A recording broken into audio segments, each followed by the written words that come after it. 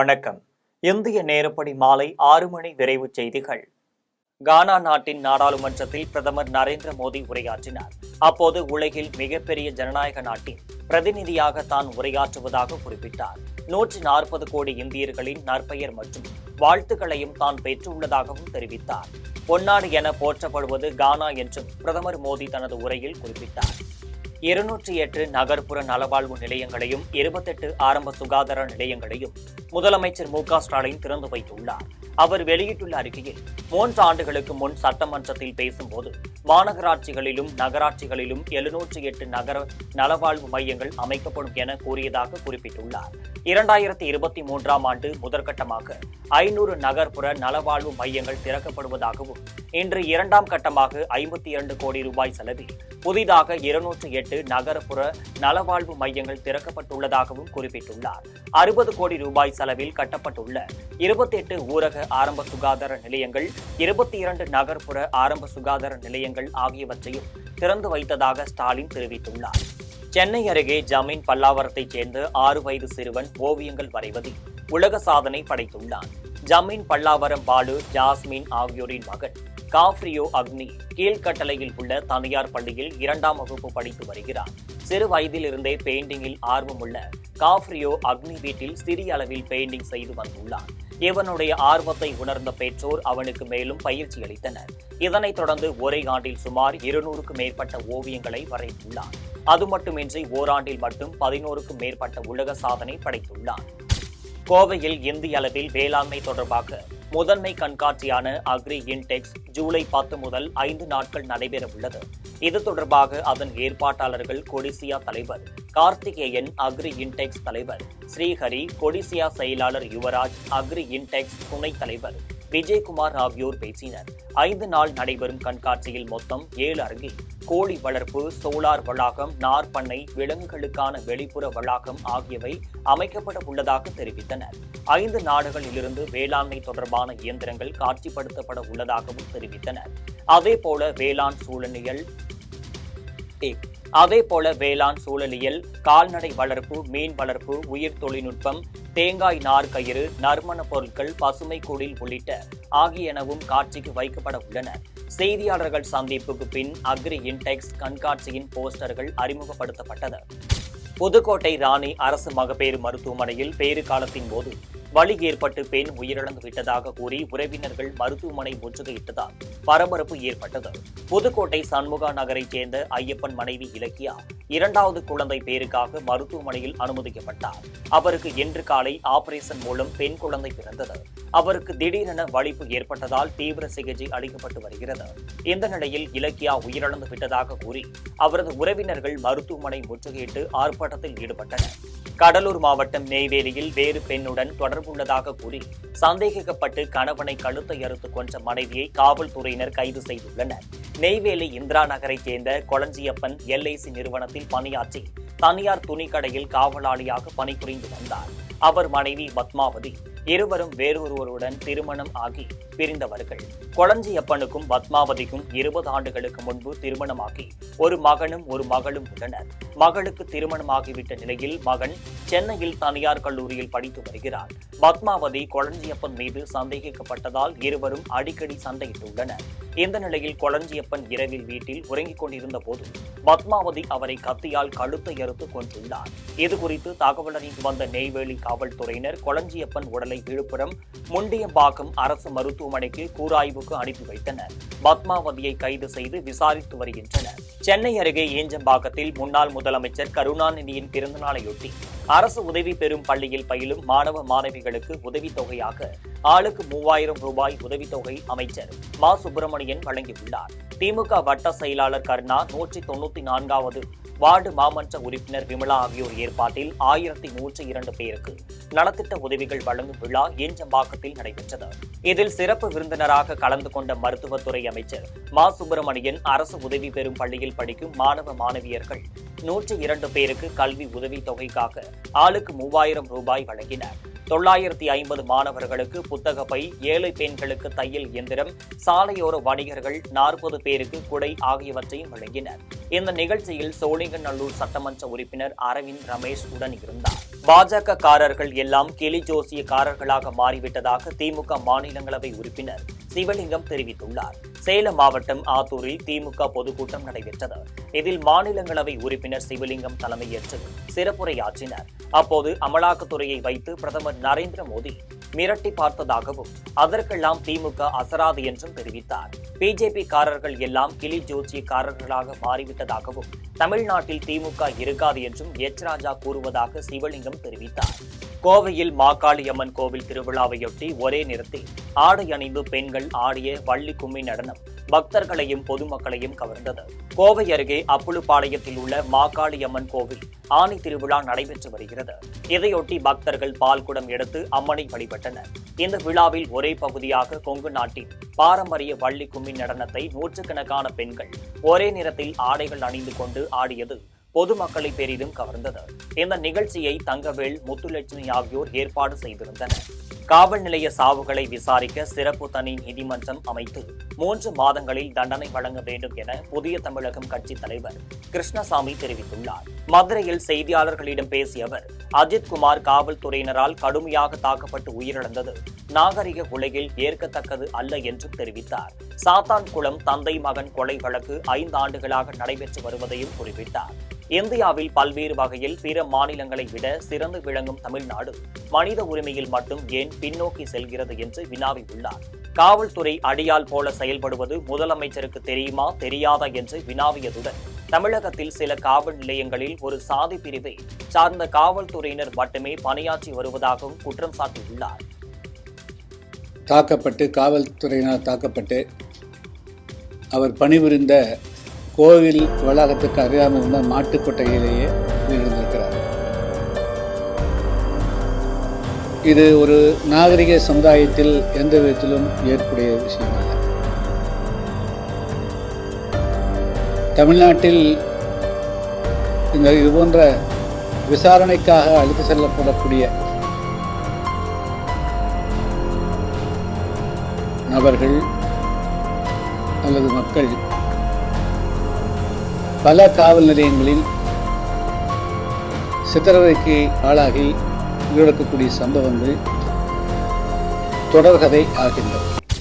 ராஜஸ்தானின் பல்வேறு பகுதிகளில் கனமழை பெய்வதால் தாழ்வான பகுதிகளில் தண்ணீர் தேங்கியுள்ளது. ஜோத்பூரில் நேற்றிரவு கனமழை பெய்ததால் நகரின் தாழ்வான பகுதிகளிலும் சாலைகளிலும் குளம் போல் மழைநீர் தேங்கியுள்ளது. இதனால் போக்குவரத்து நெரிசல் ஏற்பட்டது. இதேபோல அஜ்மீரிலும் கனமழை பெய்வதன் காரணமாக சாலைகளில் தண்ணீர் தேங்கியுள்ளதால் மக்களின் இயல்பு வாழ்க்கை பாதிக்கப்பட்டுள்ளது. புதுச்சேரி முதலியார்பேட்டை தொகுதி துலுக்காத்தம்மன் நகரில் கால்வாய் கட்டி சிமெண்ட் சாலை அமைக்கும் பணியை திமுக சட்டமன்ற உறுப்பினர் சம்பத் பூமி பூஜை செய்து தொடங்கி வைத்தார். துலுக்காத்தம்மன் நகரில் 80 லட்சம் ரூபாய் மதிப்பீட்டில் கால்வாய் கட்டி சிமெண்ட் சாலை அமைக்க திட்டமிடப்பட்டுள்ளது. இதற்காக பூமி பூஜையில் தொகுதி சட்டமன்ற உறுப்பினர் சம்பத் கலந்து கொண்டு பணியை தொடங்கி வைத்தார். இந்நிகழ்ச்சியில் ஆதி திராவிடர் நலத்துறை இயக்குநர் இளங்கோவன், வேளாண்மை இயக்குநர் சிவகுமார், அரசு அதிகாரிகள் கலந்து கொண்டனர். புதுச்சேரி உழவர்கரை தொகுதிக்குட்பட்ட பகுதிகளில் கழிவுநீர் கால்வாய்களை தூர்வார கோரி வழக்கறிஞர் சசிபாலன் தலைமையில் மனித சங்கிலி போராட்டம் நடைபெற்றது. கால்வாய்களில் கழிவுப் பொருட்களை போடுவதால் கழிவுநீர் தேங்கி தீய நாற்றம் வீசுகிறது. இதனால் கொசு தொல்லை அதிகமாகி பொதுமக்களுக்கு பல்வேறு நோய்களும் ஏற்படுகிறது. இதனை கண்டித்து உழவர்கரையில் விழுப்புரம் சாலையில் வழக்கறிஞர் சசிபாலன் தலைமையில் மனித சங்கிலி நடைபெற்றது. இதில் பொதுமக்கள் கலந்து கொண்டு முழக்கங்கள் எழுப்பினர்.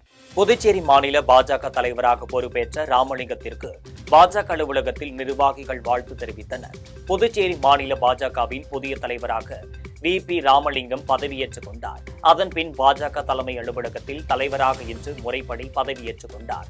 நாடாளுமன்ற உறுப்பினர் செல்வ கணபதி, உள்துறை அமைச்சர் நமச்சிவாயம் ஆகியோர் அவரை அழைத்து வந்து தலைவர் இருக்கையில் அமர வைத்து பூங்கொத்து கொடுத்து வாழ்த்து தெரிவித்தனர். பாஜக சட்டமன்ற உறுப்பினர்கள், கட்சி நிர்வாகிகள் பலர் புதிய தலைவர் வி.பி. ராமலிங்கத்திற்கு சால்வை அணிவித்தும் பூங்கொத்து கொடுத்தும் வாழ்த்து தெரிவித்தனர். புதுச்சேரி மாநில பாஜக தலைவராக பொறுப்பேற்ற ராமலிங்கத்திற்கு பாஜக அலுவலகத்தில் நிர்வாகிகள் வாழ்த்து தெரிவித்தனர். புதுச்சேரி மாநில பாஜகவின் புதிய தலைவராக VP ராமலிங்கம் பதவியேற்றுக் கொண்டார். அதன் பின் பாஜக தலைமை அலுவலகத்தில் தலைவராக இன்று முறைப்படி பதவியேற்றுக் கொண்டார். நாடாளுமன்ற உறுப்பினர் செல்வ கணபதி, உள்துறை அமைச்சர் நமச்சிவாயம் ஆகியோர் அவரை அழைத்து வந்து தலைவர் இருக்கையில் அமர வைத்து பூங்கொத்து கொடுத்து வாழ்த்து தெரிவித்தனர். பாஜக சட்டமன்ற உறுப்பினர்கள், கட்சி நிர்வாகிகள் பலர் புதிய தலைவர் VP ராமலிங்கத்திற்கு சால்வை அணிவித்தும் பூங்கொத்து கொடுத்தும் வாழ்த்து தெரிவித்தனர்.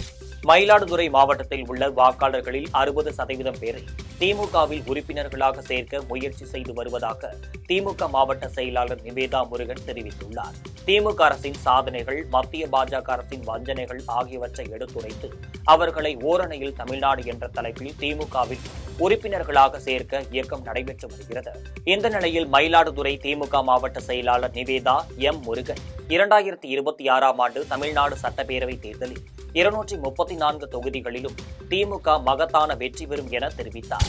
மதுரை மாவட்ட ஆட்சியர் அலுவலகத்தில் மாவட்ட வளர்ச்சி ஒருங்கிணைப்பு மற்றும் கண்காணிப்பு குழு கூட்டம் நடைபெற்றது. அமைச்சர் மூர்த்தி முன்னிலையில் மதுரை நாடாளுமன்ற உறுப்பினர் வெங்கடேசன் தலைமையில் நடைபெற்ற கூட்டத்தில் தேனி நாடாளுமன்ற உறுப்பினர் தங்க தமிழ்ச்செல்வன், விருதுநகர் நாடாளுமன்ற உறுப்பினர் மாணிக்கம் தாக்கூர் ஆகியோர் பங்கேற்றனர். இந்த கூட்டத்தில் மதுரை மாவட்ட ஆட்சியர் பிரவீன்குமார், மாநகராட்சி மேயர் இந்திராணி, மாநகராட்சி ஆணையாளர் சித்ரா, மாவட்ட காவல் கண்காணிப்பாளர் அரவிந்த், சட்டமன்ற உறுப்பினர்கள் தளபதி, துணை மேயர் நாகராஜ் ஆகியோர் கலந்து கொண்டனர். தூத்துக்குடியில் அதிமுக ஆட்சியில் அப்பாவி பொதுமக்கள் 13 பேர் மீது நடத்திய துப்பாக்கிச் சூட்டை டிவியில் பார்த்துதான் தெரிந்து கொண்டதாக கூறிய பழனிசாமி, அஜித்குமார் கொலை தொடர்பாக உடனடியாக நடவடிக்கை எடுத்த முதல்வரை விமர்சிக்கலாமா என்று விழுப்புரம் மாவட்ட திமுக பொறுப்பாளர் லட்சுமணன் வினாவியுள்ளார். விழுப்புரத்தில் திமுக சார்பில் நடைபெற்ற பொதுக்கூட்டத்தில் கலந்து கொண்டு லட்சுமணன் பேசினார். பாஜகவுடன் இனி எப்போதும் கூட்டணி கிடையாது என்றும் சொன்ன எடப்பாடி பழனிசாமி இப்போது பாஜகவுடன் கூட்டணி வைத்துள்ளதாகவும் அவர் தெரிவித்தார். இந்த கூட்டத்தில் முன்னாள் சட்டமன்ற உறுப்பினர் புஷ்பராஜ் கலந்து கொண்டார்.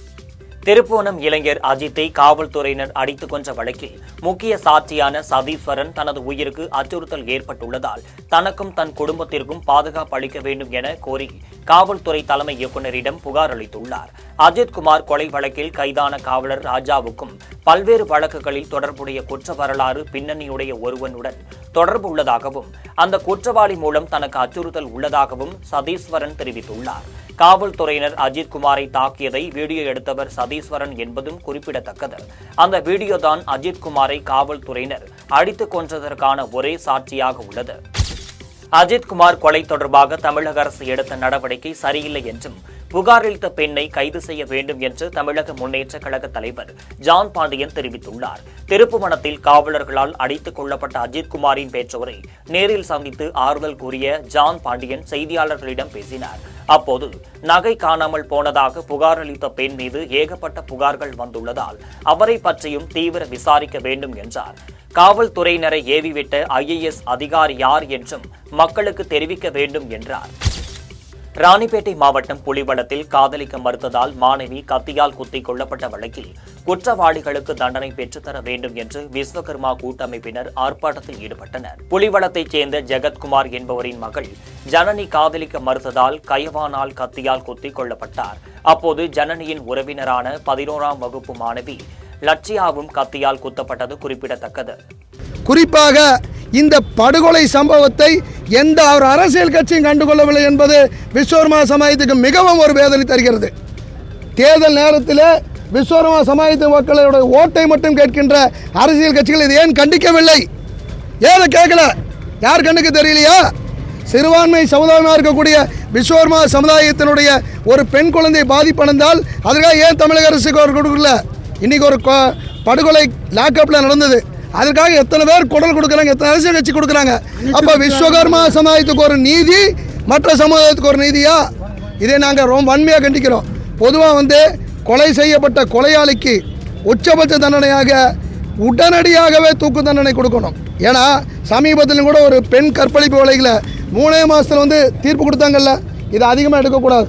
கொலையாளிக்கு ஜாமீனே கொடுக்கக்கூடாதுன்னு நாங்கள் சொல்கிறோம். அவன் கொலை செய்த கொடூரமான கொலை, அது ஒரு பெண் குழந்தையை கொடூரமான இந்த கொலை செய்த இந்த அஜித்குமார் கொலை வழக்கில் மாவட்ட நீதிபதி 2வது நாளாக 5 மணி நேரத்திற்கு மேல் விசாரணை மேற்கொண்டார். அஜித்குமார் கொலை தொடர்பாக கோவில் காவலரான பிரவீன்குமார், வினோத்குமார், ஆட்டோ ஓட்டுநர் அருண்குமார், கோவில் பாதுகாப்பு அலுவலரும் சிசிடிவி கண்காணிப்பாளருமான சீனிவாசன் ஆகிய 4 பேரிடம் நேற்று மாவட்ட நீதிபதி விசாரணை நடத்தினர். இன்று 2வது நாளாக கோவில் அலுவலரான பெரியசாமி தனிப்படையினர் அஜித்குமாரை தாக்கிய வீடியோவை பதிவு செய்த சக்தீஸ்வரன், கோவில் அலுவலரான பிரபு, கார்த்திக் ராஜா ஆகியோரிடம் விசாரணை நடத்தினர். இதற்கிடையே ஏடிஎஸ்பி சுகுமாரன், திருப்புவனம் இன்ஸ்பெக்டர் ரமேஷ்குமார் ஆகியோரிடமும் விசாரணை நடத்தப்பட்டு வழக்கு தொடர்பாக ஆவணங்களும் பெறப்பட்டன. விழுப்புரம் மாவட்டம் செஞ்சி பேரூராட்சியில் தாட்கோ மூலம் செயல்படுத்தப்படும் திட்டங்கள் குறித்து தூய்மை பணியாளர்களுக்கும் விழிப்புணர்வு முகாம் நடைபெற்றது. செஞ்சி பேரூராட்சி தலைவர் மொக்தியார் அலி மஸ்தான் தலைமையில் நடைபெற்ற முகாமில் முன்னாள் அமைச்சரும் சட்டமன்ற உறுப்பினருமான செஞ்சி மஸ்தான் கலந்து கொண்டு தாட்கோ மூலம் செயல்படுத்தப்படும் பல்வேறு திட்டங்களை எடுத்துரைத்தார். தூய்மை பணியாளர்களுக்கும் நலவாரிய உறுப்பினர் அட்டை மற்றும் நலத்திட்ட உதவிகளையும் வழங்கி சிறப்புரையாற்றினர். நிகழ்ச்சியில் தமிழ்நாடு தூய்மை பணியாளர்கள் நல வாரியத்தின் மாநில உறுப்பினர் கண்ணன், விழுப்புரம் மாவட்ட தாட்கோ மேலாளர் ரமேஷ்குமார், செஞ்சி பேரூராட்சி செயல் அலுவலர் கலையரசி உள்ளிட்டோர் கலந்து கொண்டனர். காஞ்சிபுரம் மாவட்டம் மாங்காட்டில் போதை மாத்திரைகள் விற்பனை செய்த 3 பேரை கைது செய்து காவல்துறையினர் அவர்களிடம் இருந்து 1100 மாத்திரைகளை பறிமுதல் செய்தனர். மாங்காட்டில் வலி நிவாரண மாத்திரைகளை போதை மாத்திரைகளாக விற்பனை செய்வதாக காவல்துறையினருக்கு தகவல் வந்தது. இதையடுத்து மாங்காடு சிக்கராயபுரத்தில் ஒரு ஆட்டோவை மடக்கி சோதனை செய்தபோது அதில் வந்த 3 பேர் வலி நிவாரண மாத்திரைகள் வைத்திருந்தது தெரியவந்தது. அவர்கள் மாங்காட்டைச் சேர்ந்த தினேஷ், விக்னேஷ்குமார், சீனிவாசன் என்பதும் ரயிலில் வெளி மாநிலங்களுக்கு சென்று வலி நிவாரண மாத்திரைகளை வாங்கி வந்து மாணவர்களிடம் அவற்றை விற்றதும் தெரியவந்தது. இதையடுத்து அவர்களிடம் இருந்த 1100 மாத்திரைகள் பறிமுதல் செய்யப்பட்டன. சேலம் மாவட்டம் கெங்கவள்ளி சுற்றுவட்டார பகுதிகளில் சூறைக்காற்றுடன் கனமழை பெய்வதால் வெப்பம் தணிந்து குளிர்ச்சியான சூழல் நிலவியது. கடந்த சில நாட்களாக கெங்கவள்ளி சுற்றுவட்டார பகுதிகளில் பகல் நேரத்தில் வெயில் தாக்கம் அதிகரித்து காணப்பட்டது. இந்த நிலையில் நேற்று திடீரென சூறைக்காற்றுடன் கனமழை பெய்தது. 1 மணி நேரத்திற்கு மேலாக மழை பெய்ததால் இப்பகுதியில் நிலவிய வெப்பம் தணிந்து குளிர்ச்சியான சூழல் நிலவி வருகிறது. மேற்கு திசை காற்றின் வேக மாறுபாடு காரணமாக ஜூலை 3, 4, 5 ஆகிய நாட்களில் கோவை, நீலகிரி மாவட்டங்களில் ஓரிரு இடங்களில் கனமழை பெய்ய வாய்ப்புள்ளதாக சென்னை வானிலை ஆய்வு மையம் தெரிவித்துள்ளது. இதே நாட்களில் தமிழகத்தில் ஓரிரு இடங்களிலும், புதுச்சேரி, காரைக்கால் பகுதிகளிலும் இடி மின்னலுடன் கூடிய லேசானது முதல் கனமழை பெய்ய வாய்ப்புள்ளதாகவும் தெரிவித்துள்ளது. சென்னையில் வானம் ஓரளவு மேகமூட்டத்துடன் காணப்படும் என்றும், நகரின் ஒரு சில பகுதிகளில் இடி மின்னலுடன் கூடிய லேசானது முதல் மிதமான மழை பெய்யக்கூடும் என்று தெரிவித்துள்ளது. இத்துடன் ஜெம் செய்திகள் நிறைவடைகின்றன. மீண்டும் செய்திகள் இன்று இரவு 8:30 மணிக்கு. செய்திகளை உடனுக்குடன் தெரிந்து கொள்ள gemlive.tv என்ற இணையதளத்தில் இணைந்திருங்கள். நன்றி, வணக்கம்.